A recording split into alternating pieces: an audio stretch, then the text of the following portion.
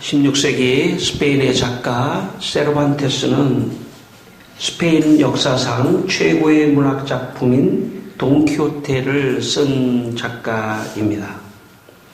세르반테스의 어린 시절은 가난했습니다.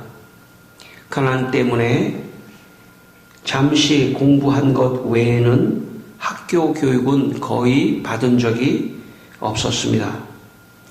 이런 세르반테스에게 한 편의 연극이 그의 인생을 바꾸어 놓았습니다. 세르반테스는 연극을 보고 문학에 관심을 갖기 시작했습니다. 그 후 세르반테스는 스페인 군대에 입대하여 해전을 치르던 중 해적에게 붙잡혀서 왼쪽 팔을 부상당하게 되었고 5년간 노예 생활을 하면서 고생을 했습니다.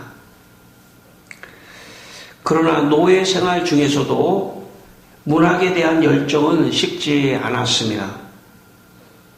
노예 생활을 마친 세르반테스는 독학을 하면서 노예 생활에서 경험한 것을 가지고 돈키호테라고 하는 유명한 작품을 쓰게 되었습니다. 세르반테스는 죽기 20일 전에 프란치스코 수도원에 등록하고 교단의 복장을 입은 채 삼위일체 회 수도원에서 그의 마지막 생을 마쳤습니다. 돈키호테를 읽다 보면 세르반테스가 돈키호테를 통해 예수님의 삶을 상징적으로 표현한 듯한 그런 느낌을 받습니다. 인생이란 알 수 없는 것 같습니다.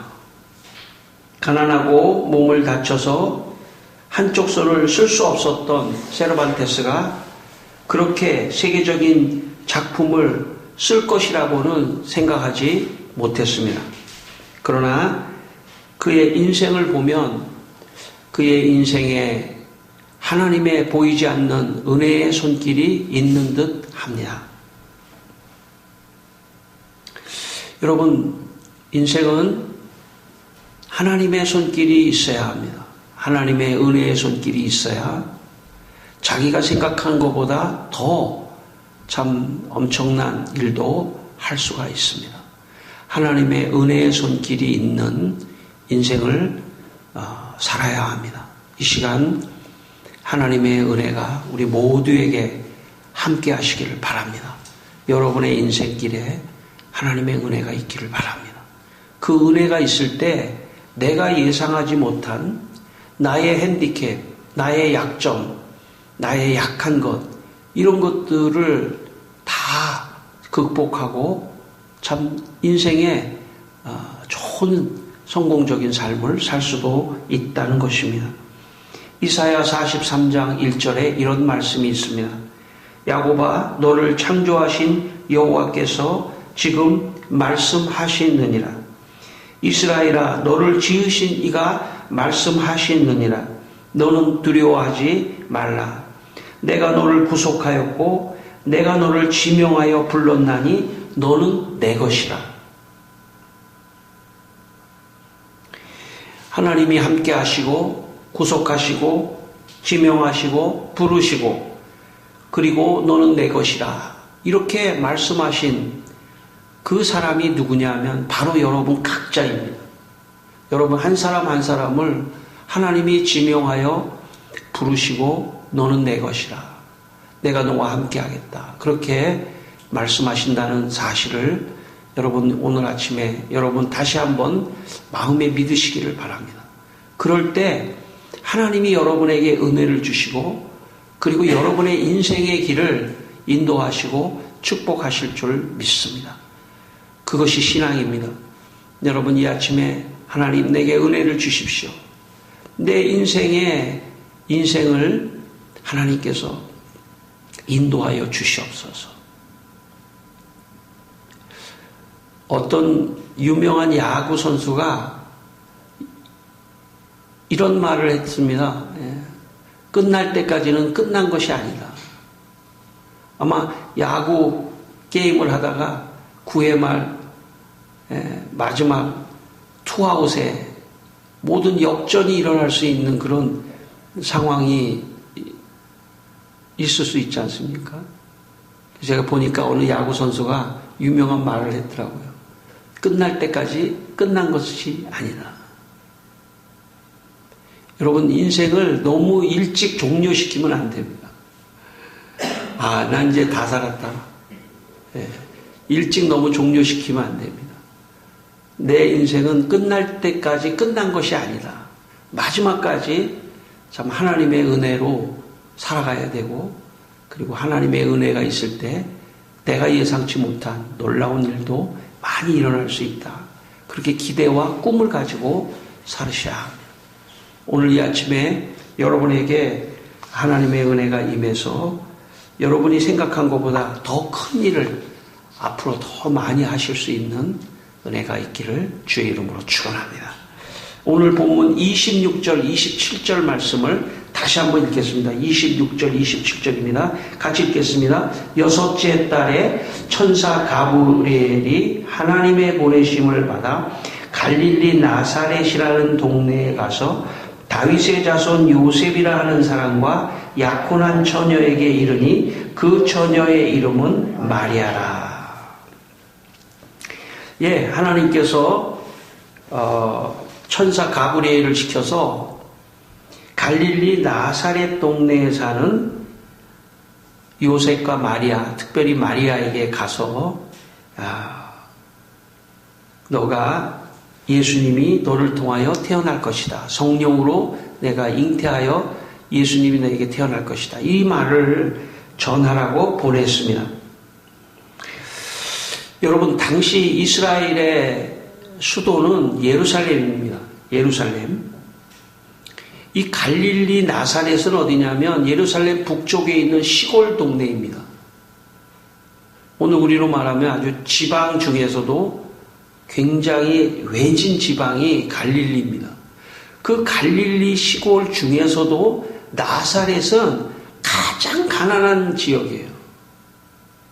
그러니까 하나님께서 예수님을 이 세상에 보내시려고 할 때 우리는 말구유만 아주 연약한 곳으로 생각하잖아요. 근데 그게 아니고 나사렛이라는 동네는 가장 이스라엘에서 가난한 동네예요. 가장 외진 산골, 가장 외진 그런 곳입니다. 그곳에 요셉과 마리아라고 하는 젊은 사람이 정혼을 했습니다. 약혼을 했습니다. 아직 결혼 전이죠. 예. 약혼을 했는데 그 마리아에게 천사를 보내서 내가 이제 하나님의 능력과 성령으로 잉태를 할 것이다. 이 얘기를 전하라고 하는 것입니다. 하나님께서 이 마리아에게 은혜를 주셔서 이 예수님을 잘 이 세상에 태어나게 하는 그런 역사를 이루시기 위해서 사람을 찾았는데 가장 가난한 동네, 이름도 없고 배우지도 못한 요셉이 아마 농부거나 목수거나 이런 직업을 갖고 있었기 때문에 옛날에는 평상시에는 농사를 짓고 겨울에는 이 목수를 하는 그런 걸 겸했습니다. 이중 투잡을 한 거죠. 가장 가난한 이 마리아와 요셉에게 하나님이 천사를 보내 찾아갔다는 말은 이 세상에 가장 가난한 사람을 통해서 하나님이 역사를 하시려고 하는 것입니다. 왜냐하면 그래야 자기의 공로를 내세우지 않기 때문에, 자기의 공로를 내세우지 않고 모든 것은 다 하나님의 은혜였습니다 라고 말할 수 있기 때문입니다. 이게 하나님의 방법입니다. 그래서 하나님은 절대 교만한 사람을 쓰지 않습니다. 모든 것은 하나님의 은혜였습니다. 이렇게 고백하는 그런 사람을 쓰신다는 것이죠. 우리 모두가 참 마리아를 생각하면서 늘 가난한 마음, 그런 겸손한 마음으로 있을 때 하나님께서 우리에게 찾아오시고 우리를 통해서 역사하신다. 그런 믿음을 갖게 되시기를 바랍니다. 몇 년 전의 일인데 청룡영화제라고 하는 영화제에서 나무조연상을 받은 진선규라고 하는 배우가 나무조연상을 받았는데, 진선규라는 배우가 수상소감을 하는 걸 제가 본 적이 있습니다. 이 진선규라고 하는 배우는 13년 동안 아주 작은 단역만을 하다가 이번에 그때 나무조연상을 받게 되었습니다. 진선규 배우가 수당대에 서서 눈물을 흘렸습니다. 뭐 그럴 수 있죠. 눈물을 흘렸습니다. 그런데 제가 그 모습을 보니까 참 너무 순박한 것 같더라고요. 왜냐하면 배우가 그래도 폼을 잡는 게 배우 아닙니까? 근데 마치 한 5살짜리가 눈물을 흘리다가 자기 소매로 말이죠. 애들은 그렇게 할 수 있지 않습니까? 자기 소매로 막 눈물을 막 닦고 그럴 수는 있잖아요. 근데 어른은 그렇게 보통 안 한단 말이죠. 근데 마치 5살, 6살 아이같이 자기 소매로 막 눈물을 훔치면서 막 우는 거예요. 그러면서 참 너무너무 감사하다. 아마 그렇겠죠. 무명의 생활을 하다가 그렇게 조연상을 받으니까 너무 감사했겠죠. 그러면서 그 배우가 제가 40년 동안 도움만 받고 살아서 감사한 사람이 너무 많은데 먼저 모든 영광을 주신 하나님께 감사를 드립니다. 그런 얘기를 처음에 하더라고요. 청중들이 잘생겼다 그렇게 아마 청중 가운데 누가 그랬나 봐요. 그랬더니 좀 그게 겸연쩍었는지 아니 잘생긴 건 아니고요. 제가 청심환을 먹고 왔는데 이럴 줄 알았으면 하나 더 먹고 왔어야 하는데 하면서 친구들이 제 코가 낮아서 코를 세워준다고 개를 들고 있는데 그 친구들에게 감사를 드린다. 뭐 이런 식의 얘기를 쭉 했습니다. 제가 그 수상소감을 보면서 그런 느낌이 제 안에 들더라고요. 저분은 자기의 노력이 아니고 참 하나님의 은혜로 여기까지 왔다 하는 것을 고백하는 듯이 들렸습니다. 그것은 신앙을 가진 사람만이 느낄 수 있는 그런 느낌이죠. 저 사람이 지금 자기의 노력으로 온 것이 아니라 참 하나님의 은혜로 여기까지 왔다. 저는 그 사람이 상을 받는 것보다도 더 그런 태도가 더 훌륭한 모습을 보았습니다. 인생은 어떤 상을 받는 게 중요한 게 아닌 것도 중요하지만 사실은 어떤 그런 영적인 태도, 자기의 삶에 대한 고백, 이것이 대단히 중요하다고 생각합니다. 모든 게 하나님의 은혜였습니다. 모든 것이 하나님의 은혜였습니다. 이런 고백이 그 사람을 더 빛나게 한 것이 아닌가 하는 생각을 했습니다. 오늘 28절, 30절 두 절을 다시 한번 읽겠습니다. 28절 그리고 30절, 29절은 띄겠습니다. 그에게 들어가 이르되 은혜를 받은 자여 평안할지어다. 주께서 너와 함께 하시도다 하니. 30절 천사가 이르되 마리아여 무서워하지 말라. 내가 하나님께 은혜를 입었느니라. 여기 보면 천사가 2번이나 은혜를 언급합니다. 은혜를 받은 자여, 은혜가 너에게 있을지어다. 은혜에 대해서 얘기를 한다는 얘기는 하나님께서 마리아에게 은혜를 주셨다는 거예요. 로마 가톨릭 교회는 이 마리아가 굉장히 훌륭한 사람으로 아직 마리아를 예수님 정도의 자리에다 갖다 놓고 마리아를 좀 숭배하는, 그런 공경하고 숭배하는 그런 데까지 가는데, 사실 인간을 그렇게 해서는 안 됩니다. 인간의 인간이 아주 훌륭하기 때문에 존경을 받을 수는 있지만 그렇게 숭배를 받을 수는 없는 것입니다. 마리아가 성령으로 잉태된 것을 받아들인 것이 사실은 근본적으로는 마리아가 훌륭했다기보다는 마리아에게 은혜가 임했기 때문에 가능했던 것입니다. 그것을 받아들일 수 있었던 것이죠. 그래서 은혜를 입은 자요. 내게 지금 하나님께서 은혜를 주셨다. 그렇게 지금 천사가 2번이나 말하고 있습니다. 여러분, 마리아가 전적으로 자기의 자격이 있었기 때문에 천사가 찾아온 것이 아닙니다.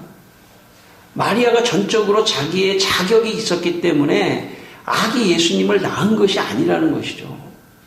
전적인 하나님의 은혜로 선택을 받고 하나님의 은혜가 그 사람에게 임했기 때문에 마리아가 이것을 받아들일 수 있었다는 것입니다. 성도 여러분, 오늘 우리가 여기 있는 것은 전적인 하나님의 은혜입니다. 전적인 하나님의 선택입니다. 여러분이 교회를 오신 것 같지만, 내가 오늘 교회 가자 해서 오신 것 같지만 절대로 그럴 수 있는 곳이 아닙니다. 이곳은 무슨 쇼핑센터가 아닙니다. 내가 가고 싶어서 가고 할 수 있는 곳이 아닙니다. 하나님이 선택하지 않은 사람은 올 수가 없는 곳이고 하나님의 은혜가 아니면 올 수가 없는 곳이 교회입니다. 그러므로 교회에 와서 있다고 하는 것은 하나님이 내게 지금 은혜를 주시고 계신다라고 그렇게 믿으셔도 됩니다. 여러분 이 시간에 하나님의 은혜가 여러분에 있는 것을 믿으시기를 바랍니다. 여러분의 마음속에 내게 하나님 은혜를 주셨구나. 은혜를 받은 자만이 하나님의 역사가 일어나는 것입니다. 은혜가 있는 자만이 하나님의 역사를 이루어낼 수가 있는 것입니다. 마치 마리아처럼 말입니다. 하나님의 은혜가 없는 사람에게는 하나님의 역사가 일어나질 않아요. 왜냐하면 하나님의 말씀을 믿을 수 있는 힘이 없는 거예요. 그래서 하나님의 은혜가 먼저 임해야 하는 것입니다. 여러분 이 시간 여러분에게 하나님의 은혜가 임하기를 바랍니다. 4세기 이집트 사막에는 하나님을 잘 믿기 위해 수도를 하는 기독교 수도사들이 있었습니다. 그들 대부분은 이집트의 가난한 농부 출신들이었습니다. 여기에 요한이라고 하는 이집트 농부가 수도사가 되기 위해 이집트 사막에 먼저 들어온 스승이를 찾아갔습니다. 제자로 받아주십시오. 스승은 요한이 이 농부 출신 젊은 요한이 순종을 잘 하는지를 보기 위해서 옆에 막대기 하나를 주워왔습니다. 그리고 이 막대기를 땅에다가 딱 박은 다음에 이 요한에게 뭐라고 말했냐면 이 막대기에다가 매일 2번씩 물을 주시오. 그리고 이 막대기에서 열매가 이 싹이 날 때까지 물을 주시오. 사실 이게 죽은 나무라서 그냥 막대기라서 이 싹이 날 가능성은 없는 거죠. 그런데 그 요한이 1.5km나 떨어진 곳에 가서 물을 길어다가 매일 2번씩 거기다 물을 주기 시작합니다. 1달이 지나고 2달이 지나고 3달이 지나고 아무리 물을 줘도 싹이 날 수가 없죠. 죽은 나무에서 어떻게 싹이 납니까? 6개월이 지나도 스승은 아무 말 하지 않았어요. 그런데 그 요한은 6개월이 지나도 거기다가 물을 주기 시작하는 거죠. 1년이 지나도 계속 물을 주기 시작했습니다. 하루에 2번씩. 그래도 거기 싹이 안 나죠. 1년이 됐을 때 스승이 요한을 불러서 너의 그 순종하는 그 마음을 보고 제자로 받아들이겠다. 여러분, 이 요한의 마음에 인간적인 마음만 있었다면 어떻게 할까요? 자기 스승이 요것 좀 해봐 하면은 상식적으로 생각할 때, 이 죽은 나무에 아무리 물을 부어도 어떻게 싹이 나냐. 너무한 거 아니냐. 인간적으로만 생각하면 거부하고 나 가겠습니다. 그렇게 말할 수 있겠죠. 요한의 마음속에 하나님의 은혜가 있었기 때문에 물을 줘도 싹이 안 난다는 것을 알면서도 순종한 것입니다. 여러분, 교회 안에서도 은혜가 없는 사람은요, 조그만 것도 못 참을 가능성이 많아요. 근데 은혜가 있는 사람은요, 부당한 것 같은 느낌이 있어도 참고 있는 거죠. 은혜의 힘이 그것을 견인하고 잡아주는 거예요. 은혜가 없으면, 마음에 은혜가 없으면 작은 것에도 어려움을 당합니다. 은혜가 있을 때 이길 수 있는 것이죠. 은혜가 여러분에게 있기를 바랍니다. 우리 모두에게 은혜가 있기를 바랍니다. 그래야지 순종도 하는 것이고요. 교회라고 하는 것은 특별히 또 그런 곳이에요. 하나님의 말씀과 함께 가는 곳이기 때문에 은혜가 있어야지 순종할 수도 있고 나아갈 수도 있는 것입니다. 여러분에게 은혜가 있기를 바랍니다. 34절, 35절 마지막인데요. 34절, 35절 또 한번 읽겠습니다. 같이 읽겠습니다. 34절. 마리아가 천사에게 말하되 나는 남자를 알지 못하니 어찌 이 일이 있으리이까. 천사가 대답하되 이르되 성령이 내게 임하시고 지극히 높으신 이의 능력이 너를 덮으시리니 이러므로 나실 바 거룩한 이는 하나님의 아들이라 일컬어지리라. 마리아가 천사에게 말했습니다. 나는 남자를 알지 못하는데 어찌 이렇게 잉태할 수 있겠습니까? 그러자 천사가 성령이 임하고 하나님의 능력이 너에게 임하면 가능하다. 여러분, 마리아의 마음에 은혜가 없었다면 말도 안 되는 소리 하지 마십시오. 나는 거부하겠습니다. 그럴 수 있었겠죠. 그러나 마리아의 마음에 은혜가 있었기 때문에 받아들일 수 있었던 것입니다. 그래서 천사가 오자마자 은혜를 입은 자여, 은혜를 입었다고 하는 것은 이미 하나님께서 마리아에게 은혜를 주셨다는 것을 의미하는 거예요. 여러분, 은혜라고 하는 것은 비물질적인 것입니다. 물질적인 어떤 무슨 이런 물질이 아니에요. 은혜라고 하는 것은 비물질적인 영적인 것입니다. 우리의 마음속에 하나님의 은혜를 주시는 것은 보이지 않지만 은혜는 있습니다. 하나님의 은혜가 있는 거죠. 우리의 마음속에 하나님의 은혜가 임할 때만이 하나님의 말씀에 순종할 수 있는 것입니다. 오늘 마리아에게 이런 황당한 일이 세상에 어디에 있겠습니까? 이런 일은 정말 과학적으로, 인간적으로는 불가능한 일이죠. 그러나 은혜를 받은 사람은 이것도 가능하다고 하는 믿음을 가질 수가 있는 것입니다.